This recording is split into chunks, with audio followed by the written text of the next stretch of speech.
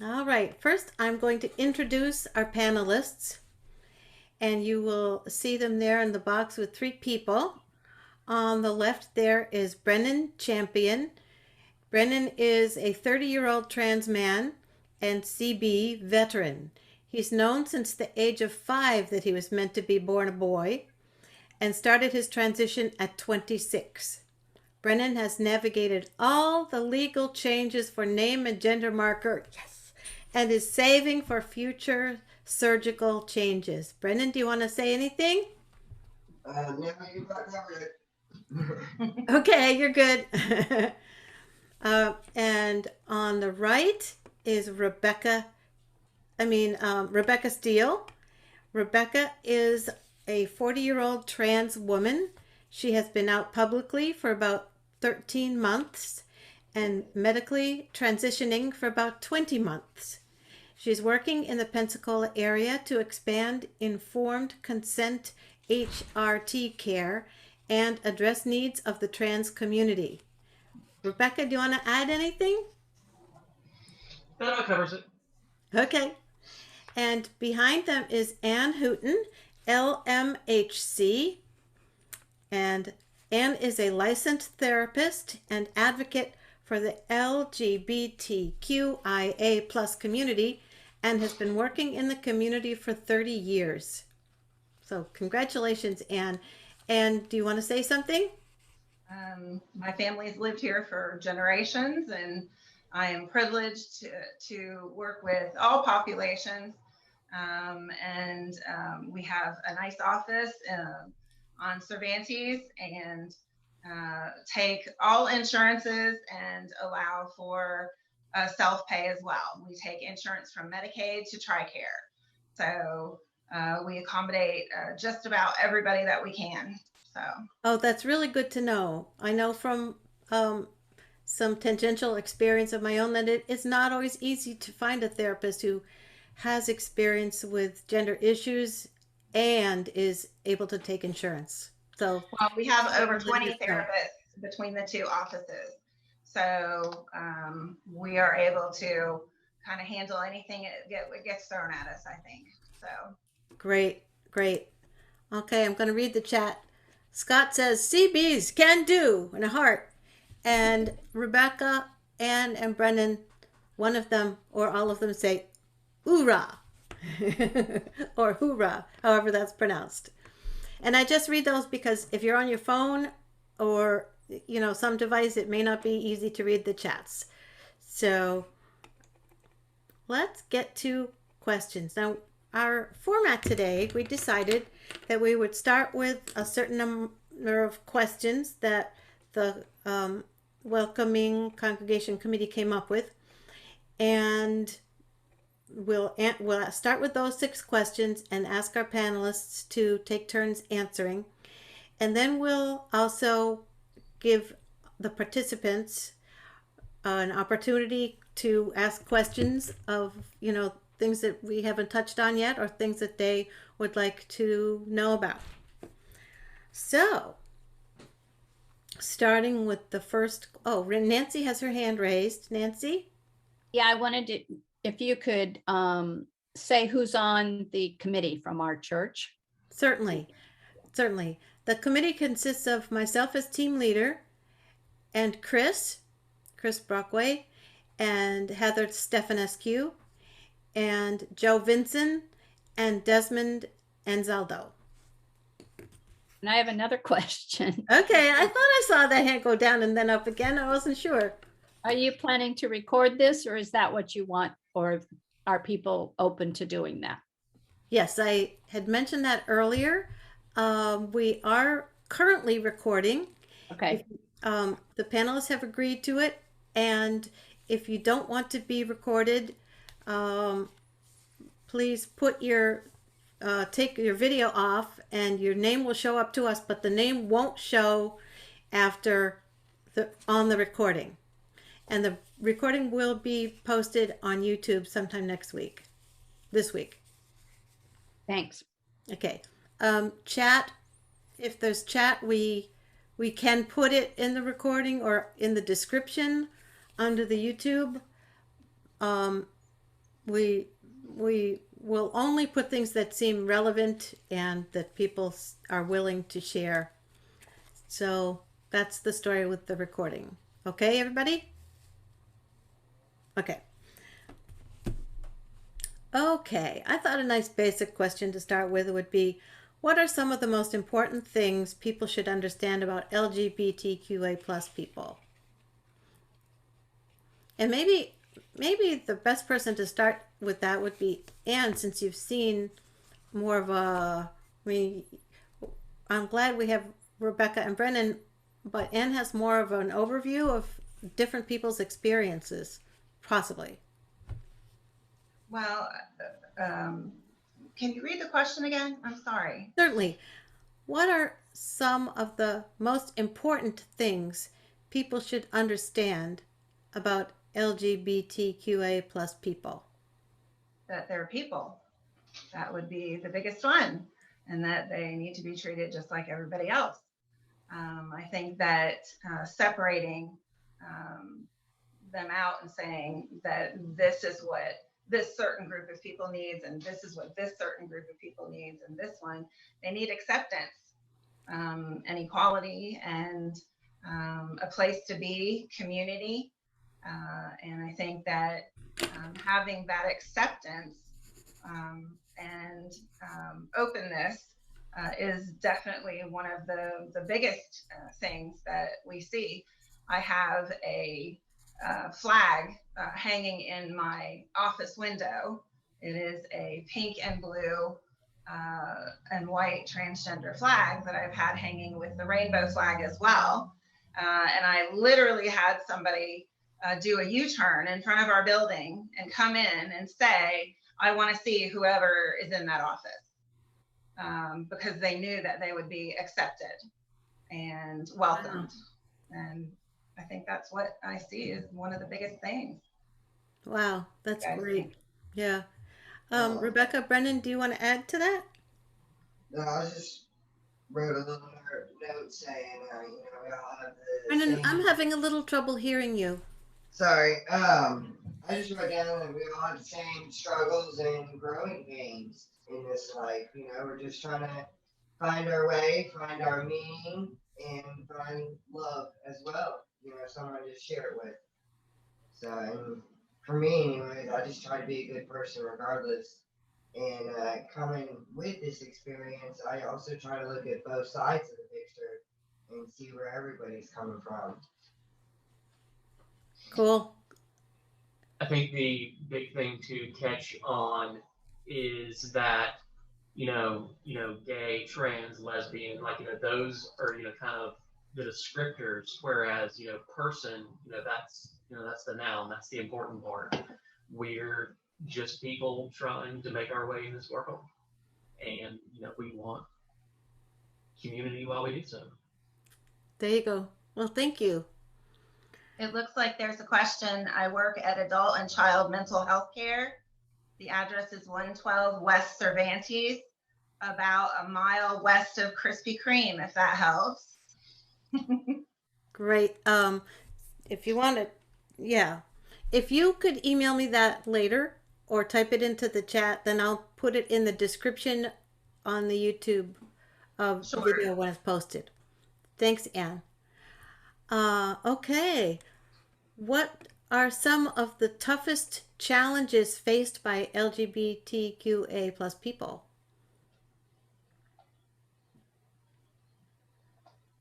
I find for me,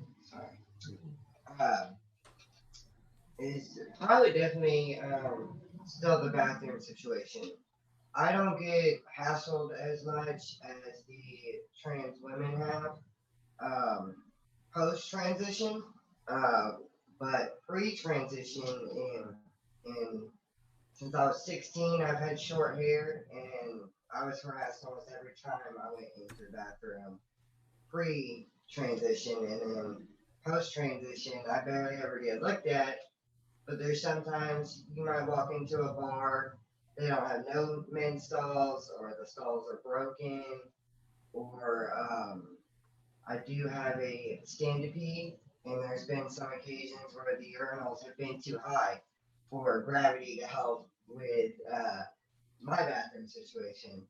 So there's times where I'll have to like leave and go down the street to a gas station or something that has the one stall bathrooms and go there.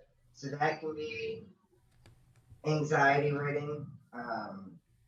That's that's probably my biggest issue, and I know it's even worse for the other side of the spectrum for trans women.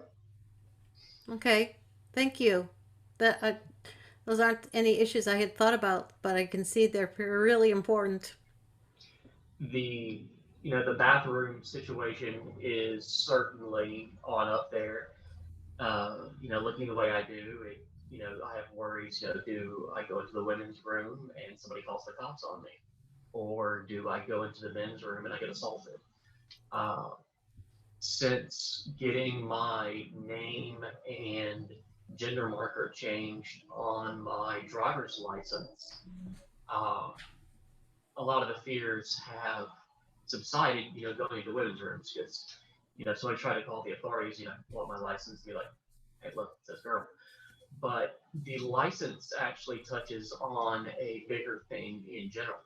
A very large percent of the trans population does not have their preferred name as their legal name or any sort of uh, ID or documentation, saying who they really are, which makes, just everyday activities difficult.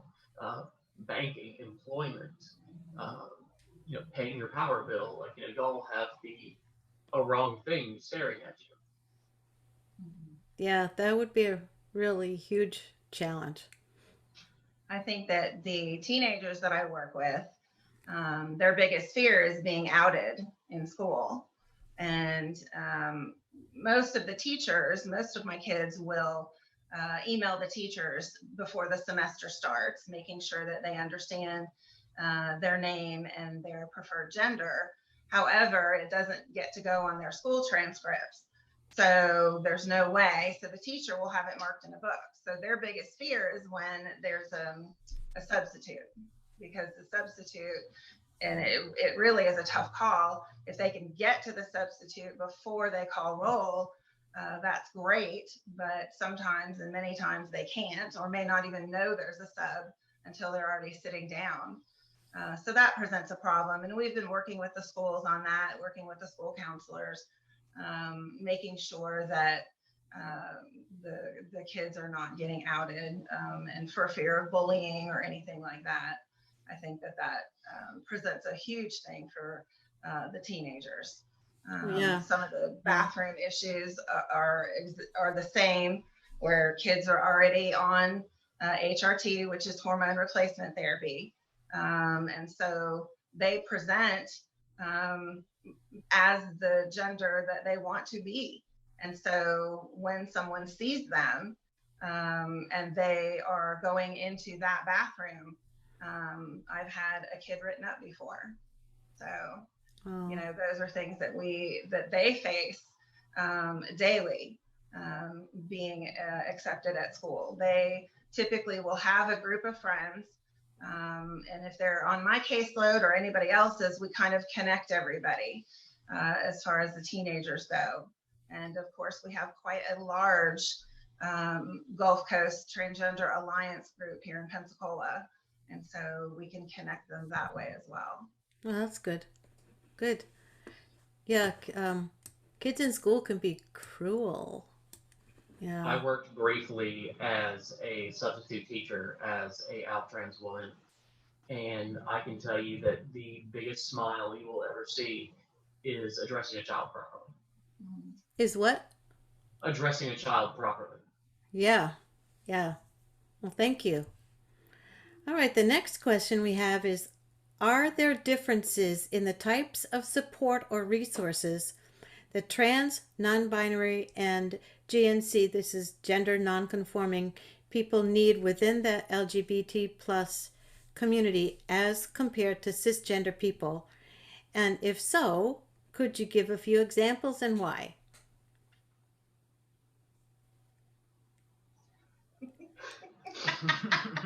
Take that. The biggest differences, could potentially be the physiological differences and just, access to proper bathrooms. Ultimately, it boils down to we're just people. We want acceptance, community, fellowship. Uh, Cool. and, Yeah. sometimes Yeah. you're going to have to go to the bathroom while that's going on. So, Yeah. like those kind of facilities are important, but, just knowing that we will show up and not just be accepted, but welcomed is important. We don't want somebody saying, I want to pray for your sin. We just want, well, Well, thank you. That's Um, helpful to know. one of the things I wrote down was the best way to destigmatize something is to talk about it. And with talking about it also comes the respect. And with respect and talking, you can get to a type of understanding and acceptance. So, and that's why I really like what we're doing here. Or, Great. Great. bringing that talk into it, because a lot of people fear the unknown, and until we talk about it, it's going to stay unknown. We need to bring it out into the light and help people understand. Good. there have been a number of times where I have, had a conversation with somebody in my line of work, and I could tell that this is the first time that they've, spoken, especially in person, to an out trans person. And it's important, to kind of push back against, those, awful stereotypes that float around online. And, somebody walks away going, oh, this is just a person. Yeah. Yeah. She's not as weird as I thought she might be. Yeah. Just a person. Yep. Thank you. What work do you feel still needs to be done, either broadly in society or at a local level here in Pensacola, to ensure equitable treatment for LGBTQ plus people, and what steps can we, individually or collectively, take to do that necessary work? I think it might is Brendan, could you speak a little bit louder? I think it might be very helpful to start with our youth and the ones that are coming up now, and like with what Ann's doing with the schools, and them having availability to doctors and access to that as well. Not saying that a 7 to 15-year-old should be on the other hormones, the reverse hormones of what they're trying to be themselves as, but at least the hormone blockers and the acceptances with the schools and the parents and the family and the community that, it's okay. And when we start with our kids, it's going to trickle both ways, I feel like. Okay. So in the schools now, are kids not supposed to be taking these kinds of medications and they need to take them during school hours? No. Okay. No, but there are only a couple of schools in this county that even have a gay straight alliance. Yeah, there are not many schools that are, every school does not have that, whether you're gay or lesbian, queer, trans, whatever, it doesn't matter. But all of that population attends the GSL. And unfortunately, there's only maybe 3 schools, I think, in this county that even have that for kids. And I know one of the kids I see has kind of at lunchtime gotten a whole group of people together so that they all sit together. And I mean, I can't even imagine walking into a lunchroom and not knowing anyone. But then all of a sudden somebody's saying, hey, come sit with us. You're fine. We love you. Everything's great. and to have that, be able to. But you have to understand that even in this community, which, not that far from base Pensacola City, but in Navarre and in this whole surrounding area has been the gay Riviera for the last 100 years, if you ask any travel agent. So notwithstanding those kind of things, we still have to have a network of what doctors are LGBTQIA friendly, what dentists, what GYN, what, whose pediatrician is good, in order to be able to treat. There aren't even that many endocrinologists in town who are treating the trans population. Mm-hmm. So wait lists can be 5 months long to even get a first appointment. So, I mean, it's significant. So then to make sure that what all the kids that go to all these different schools, and I could have kids at every single school in Escambia County and Santa Rosa County, just so we understand that. But I could have, and that's to say that every single teacher that all those kids have is being good in class and not going, well, okay, well, I'm not going to do that. I'm not going to call you that. Your legal name is right here, and I'm going to call you this, and I'm going to use he, him, or she, her pronouns. And until some kids have had to go to their academic advisor. So there's some pretty significant things that have to be worked on. We've had mothers that have had to get involved, parents that have had to, go see schools, and a lot of times the kids won't say anything.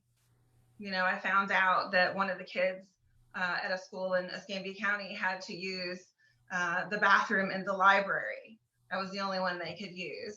And so if they had a class on the other side of town or on the other side of the school, they were having to book it to the library, and so much for using the bathroom in between classes. So kids will then hold it until they get home. And we know that that's a very bad thing to do. And, there are some simple things from you as a church, making sure that you have a table at the film festival, making sure that you have a table out at the Pride Month, making sure that you are welcoming and do get this designation, so that when people move to Pensacola, or when somebody decides that they want religion back in their lives, in their lives together, and when they go to look online, there you are, popped up, accepting, welcoming, and there to be supportive when they may be at some of the lowest point in their life. And then they have you to turn to, and to go to church and to be welcomed. I mean, that's kind of what it is, isn't it? Yeah, it is to me. There's definitely all of that. And you also have to realize that we are in constant risk of having rights legislated away. Even right now, there are bills in the state legislature to stop educators from even addressing LGBT topics in their classroom. There are bills that would allow medical personnel to deny treatment to LGBT people on personal belief. And there are bills in front of the legislature to block all access to medical intervention to minors. And this would even include hormone blockers, to give the minors, more time to figure things out, and not just cross-sex hormones. Okay. Yeah. One of our questions is, what are some ideas for how we as a church could be more welcoming? But before that, and we touched on that, before that, my second to last question was, can you give an example of something that has helped you feel more welcome or accepted in the community? Or maybe Anne can come up with some, any of the three of you would be welcome. Or actually, we have some um, non gender non-conforming people with us here who could also talk about that? Any sort of visual cue of allyship is just so important. Uh, if I'm out in public and I see some employee with pronoun pins on, or a rainbow flag on their name tag, or a trans flag on their name tag, just any sort of visual clue saying I'm safe is huge. Okay, that's good to know. That's good to know. Brennan or Ann, do you want to add to that, or is that good? No, she hit the nail on the head without. Okay, hit the nail on the head. I like to hear that. All right, some ideas of how we as a church could be more welcoming. Just adopting the the welcoming designation would be huge. You have to understand a large portion of the trans population can carry a huge amount of religious trauma. Uh, One of the things that shoved me, way back into the closet when I was a teenager was being afraid of conversion therapy. Was being afraid of what? Conversion therapy. Oh, yeah. I can see how that would be. Yeah.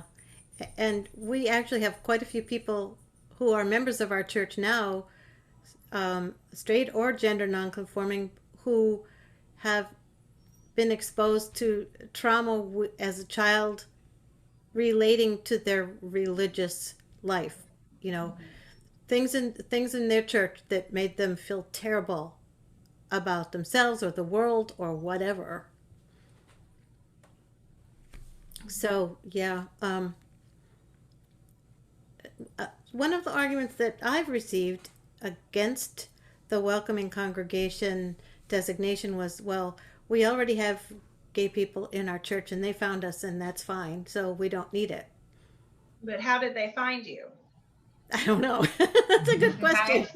So see, that's the question, isn't it? Because if a perfect example was someone who is cisgendered, but she was looking for a church, and we were in session, and I got online, and we started looking at the churches in Pensacola. Well, what are they going to do? How are they going to find you? So you can stumble across a church, but the church could be equally, as Rebecca said earlier, we'll pray for your sin. No, that's not what we're looking for. Oh, we accept you, but we're going to pray for you. No, we want them to be welcomed, and we want to be accepting. And it's not just enough to say, oh, it's okay. Right, right, yeah. And I can share an experience that I had with one member of my Rotary Club where I had been pushing for non-sectarian invocations, and he knew I belonged to the Unitarian Church, so he told me that even though he loves me and he's going to pray for me, he feels very bad that I'm going to hell because I'm a pagan. Isn't that the same as saying bless your heart? Well, it's worse to be told you're going to hell and you're a pagan. Mm-hmm. And I haven't faced any of the kinds of problems that many non-conforming gendered people face, but that still hurt. And he wasn't a close friend or anything or any kind of authority figure, but it still hurt. Mm-hmm.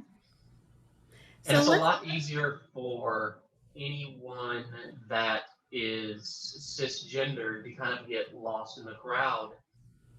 Like let's say somebody does, wander into an unwelcoming environment. Nothing is really going to peg them as, the other. Whereas with a lot of trans individuals, it's going to be a little more obvious. If there is any question as to whether this space is safe, a lot of people would just be like, I'm not going to risk it. Yeah. Yeah. Because they don't want to Yeah. get hurt. Nobody likes to get hurt. I didn't really grow up in a religious household, and growing up with how I did, I kind of, stayed away from religion a lot. And because my early years of it, that's, what I was being told. I wasn't really out or anything, but that's what I was being told is that, I was going to hell. So I kind of stayed away from it. And when I met my wife, I say I'm real fortunate to have her and have her family because her parents are Mormons. And then on the other side of it, she has an aunt and uncle that are pastors in the church. And so her family is very religious, but they've always been accepting of me. They never, they use the right pronouns. They use, my wife calls me Champ because her last name is Champion, and she's known me since high school. So that's pretty much what her whole family calls me. There wasn't really a need to change the names. They just had to change the pronouns. And they've accepted me. They've never once told me, I'm going to pray for you. I've been to church with them. Her dad's in a gospel band. We go and watch him play. I've never felt looked at in a weird way, like out the corner of my eye, or that people were staring, trying to figure anything out. And I think that's what y'all are trying to do, and what more churches could do. As soon as they walk in, oh, this is how it is. Okay, cool. Another person in the congregation. Cool. Just having this designation would be a huge thing. Just an absolutely huge thing. Well, we're working on it. Mm-hmm. Denise posted in the chat, I first visited UUCP based on a friend telling me UUs were affirming. So I guess if you're familiar with Unitarian Universalism, then you may know that that's what we try to do. And I think that we've pretty well met all of the requirements for becoming a welcoming congregation, but we need to have the congregation vote on it, and we need to add an affirmation clause to our bylaws. Mm-hmm. And at this point, we have another 22 minutes, and I'm out of questions, but I'm hoping that our participants will have questions or comments or things they would like to share. So unmute yourself and jump in.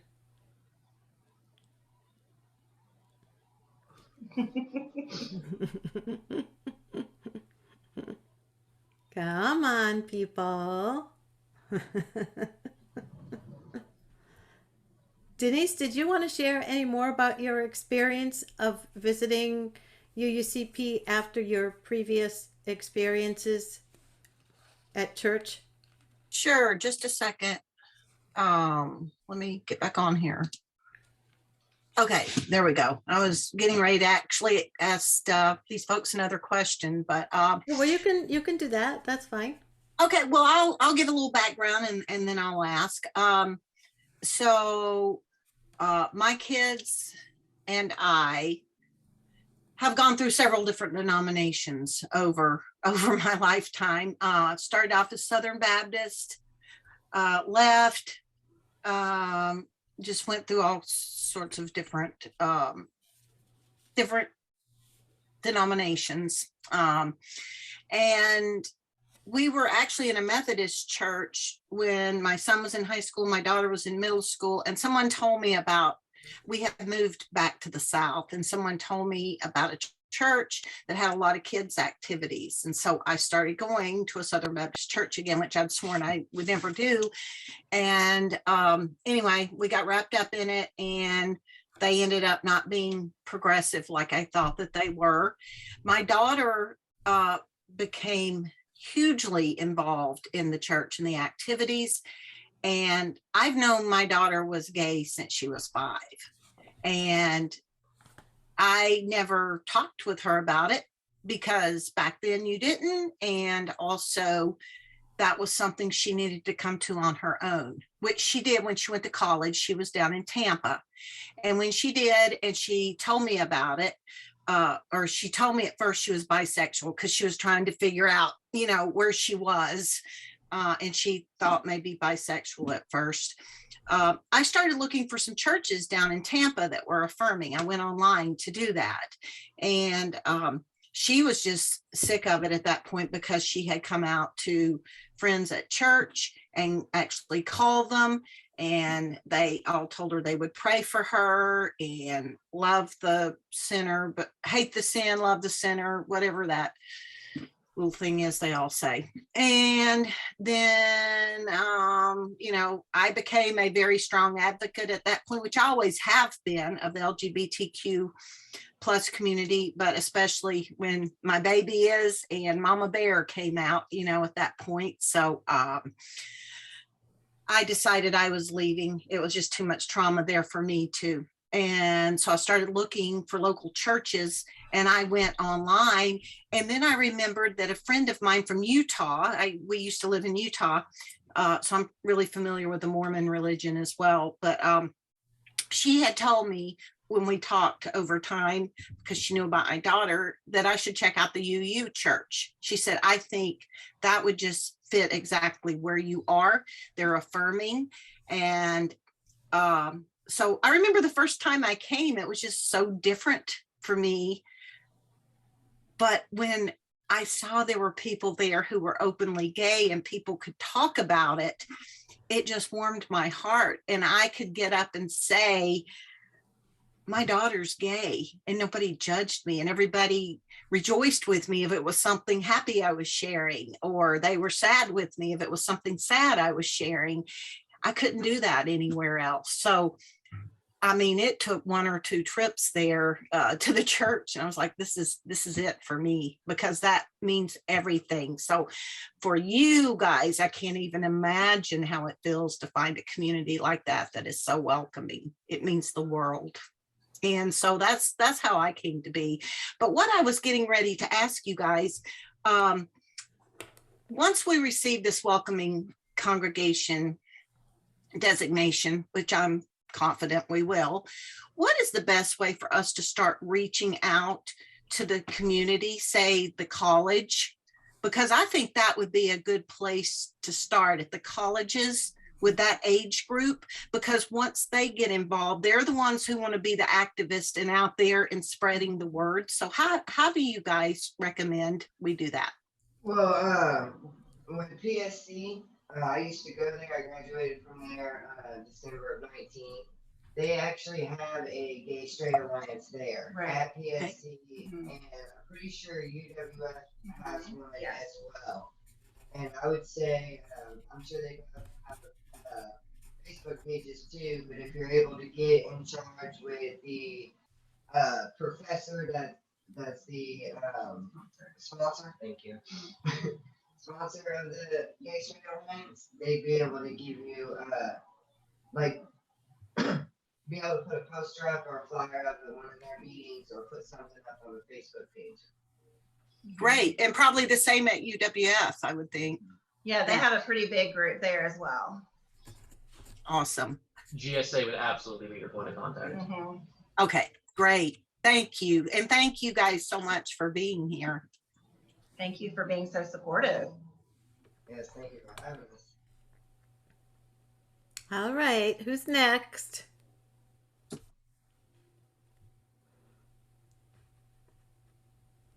Erin, unmute yourself.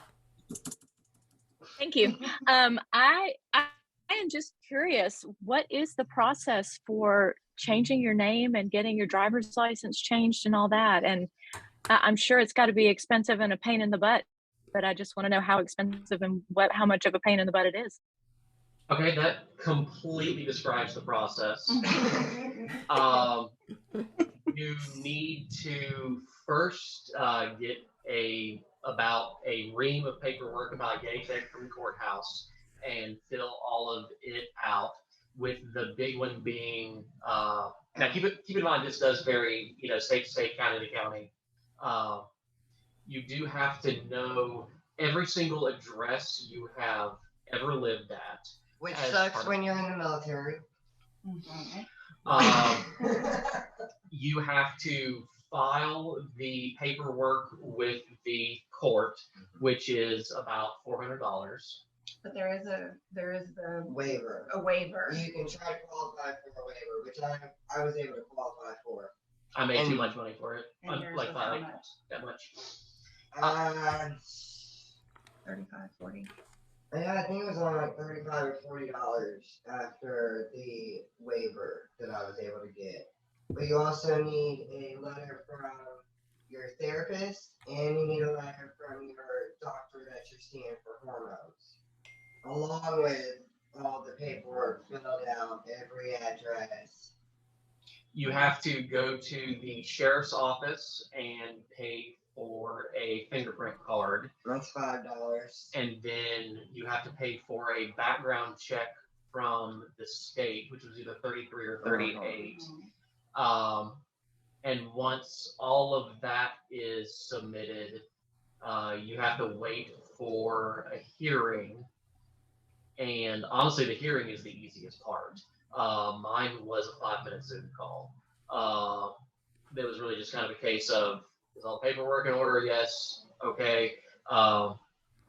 Now, one of the dangerous and expensive parts in some places is you are actually required to take out a newspaper ad with your new name on it.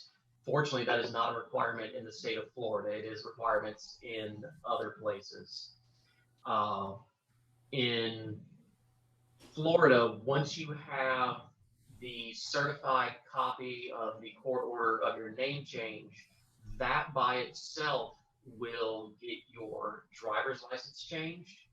If you want, And your social. And your social. And passport, yeah. And you have to do the social first. I should say that. You have to apply for a new social security card in your name. Then you can get a driver's license. If you have a letter from your doctor saying that they are treating you for gender dysphoria and that your gender marker should be blah, that will get your gender marker changed in the state of Florida, which surprisingly enough is very easy compared to some places. Getting your birth certificate changed is, it's 50 different states with 50 different sets of rules. In Florida, it's just paperwork. Here's some forms, fill it out, it'll get done. I'm from Georgia, so I cannot change my birth certificate until I have had an irreversible surgery. And I was born in New York, and so I went onto the county website online, printed out what papers I needed, filled them all out, had all the documents, copies of all the documents they wanted, put them in an envelope, mailed them up to New York. Once they went through and approved everything, they sent me back, how I was approved, and a new copy of my birth certificate with my new name and the gender marker changed on it. There are states that will not change your birth certificate no matter what. And I think Alabama is one of them. I know Idaho is one of them. Idaho's a big one. But all of this, leaps, back to what I was talking about. A lot of trans people don't have IDs matching, who they really are. And I think the percentage is something around the neighborhood of like a third to a half of trans individuals do not have official paperwork that matches themselves. One decent thing that the schools do here is that once you do get the letter from the endocrinologist allowing the gender marker change, they can take that directly to the school, and the school will change their gender marker right away. They don't wait for Social Security or any of that. So at least that is something that they can get changed. I will say the one nice thing that schools will do is that all the students have to do is drop by the yearbook committee, and the yearbook committee will change their name in the yearbook. so that they don't have to worry about not having that yearbook, for their high school. And so then they'll get a yearbook that does have their name in it, and that's a wonderful thing for them. So That's good. That's good. And I was just going to share something. I don't know if we've done one of these in our church, but I went to the Tallahassee Unitarian Universalist Church and witnessed one of the most moving things I've had as far as spirituality is concerned. They did a rededication ceremony because we don't baptize children, we dedicate them.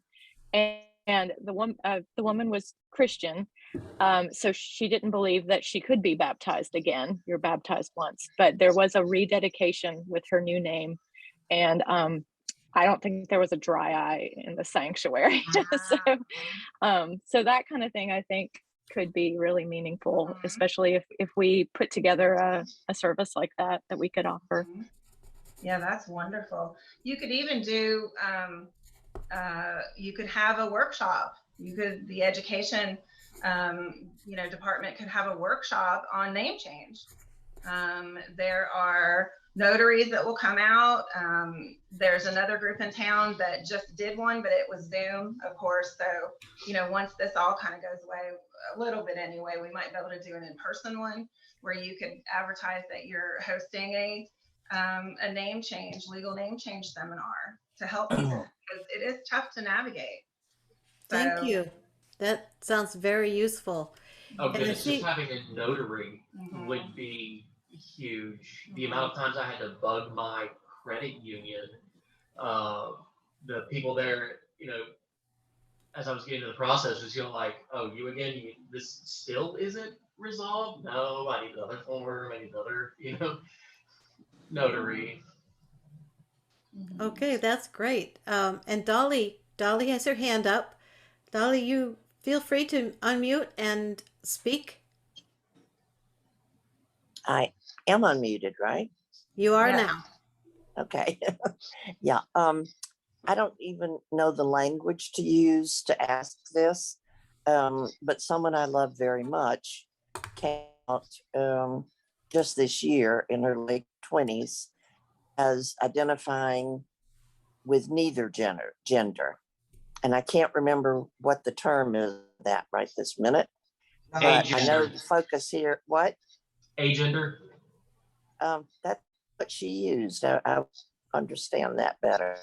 That makes sense, but there was something else.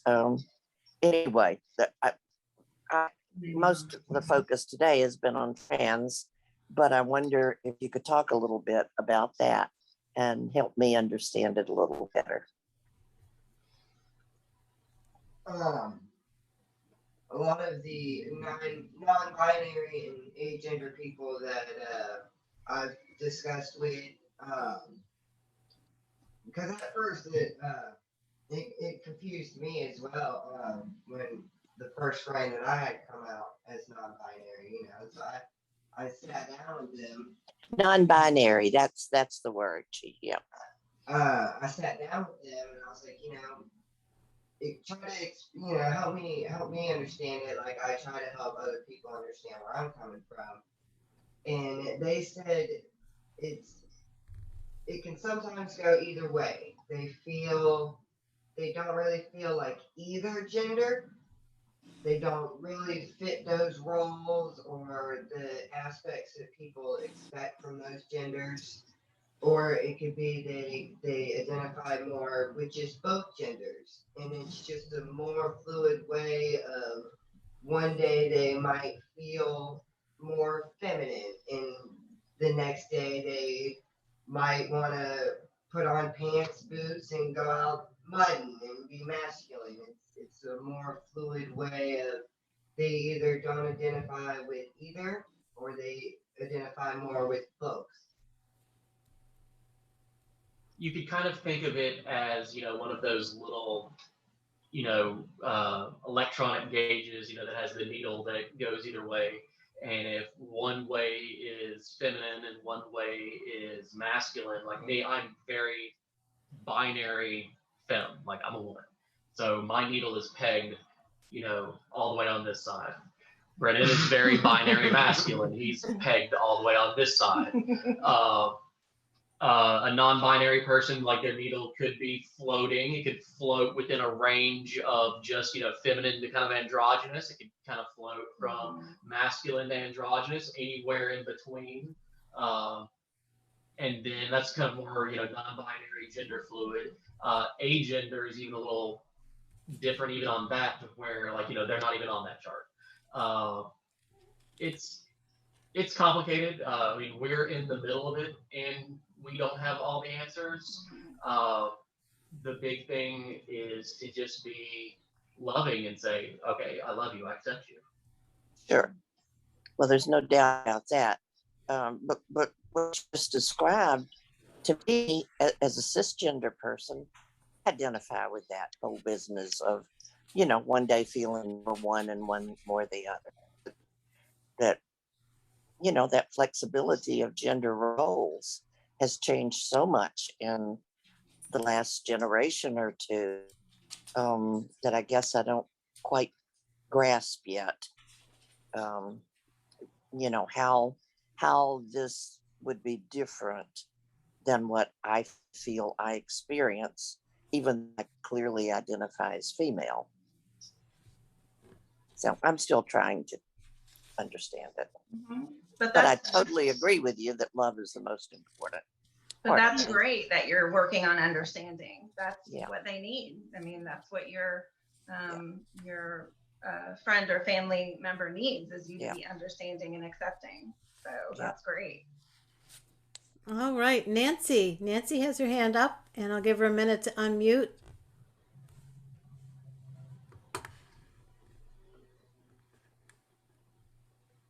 Oh, you're still muted, Nancy.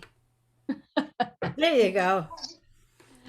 Rebecca, I want to know from you what role you think your deep voice plays in the acceptance of who you are as a female. Oh Lord, I absolutely hate it.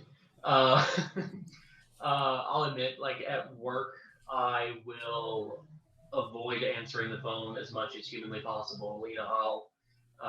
Because where I work, basically, if you call where I work, every phone in the organization rings. So I'm going to let it, ring that extra, ring and a half before I pick up.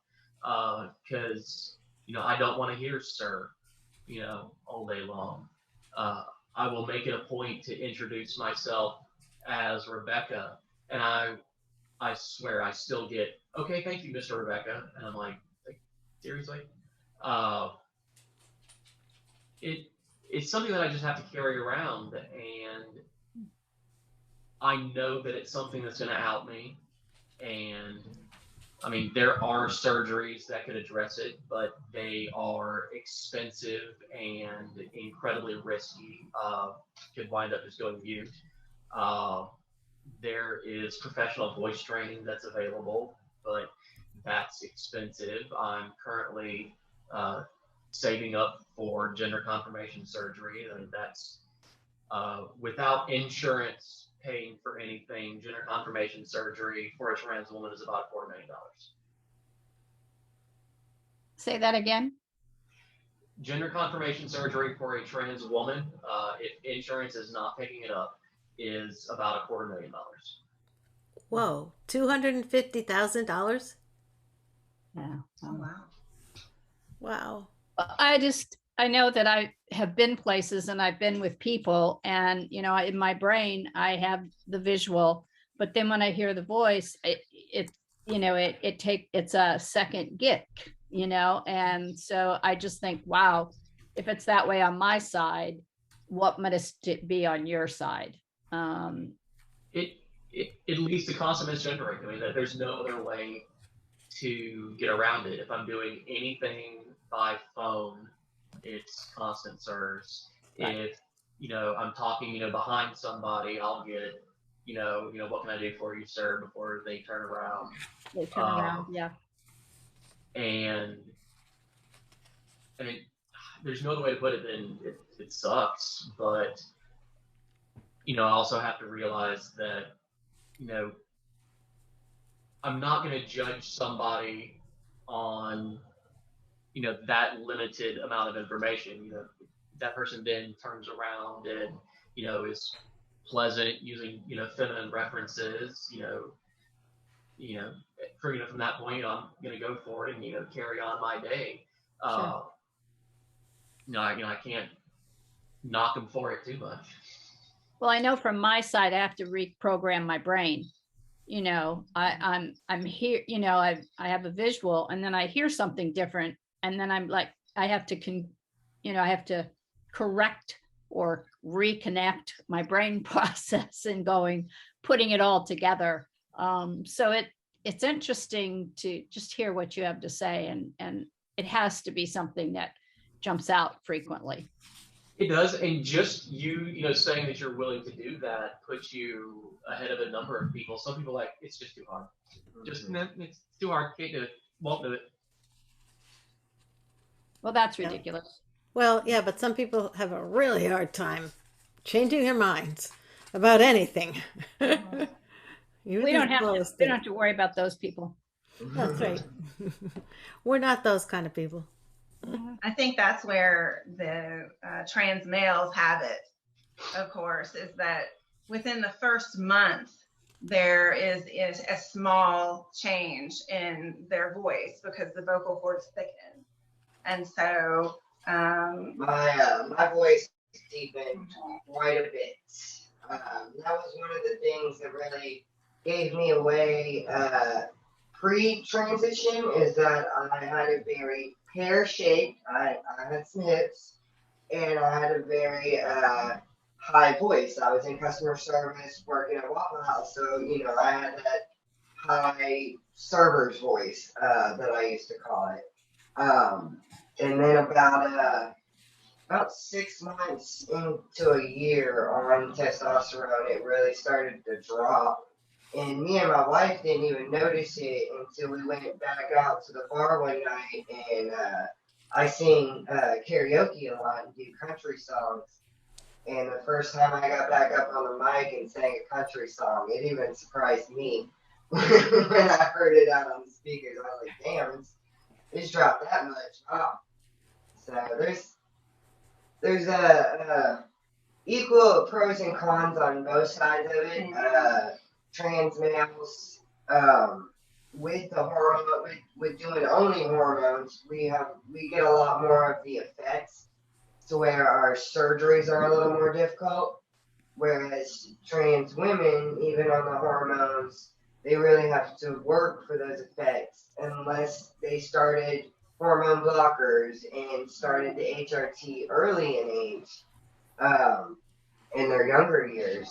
Like, I have a younger cousin of mine that started hormone blockers at 15. He started hormone blockers, and I think at 17, his parents got him on testosterone, and he's already had top surgery and everything. You could never tell with him. You wouldn't tell at all. So. Well, we're at the 3:00, and this was billed for 1 hour.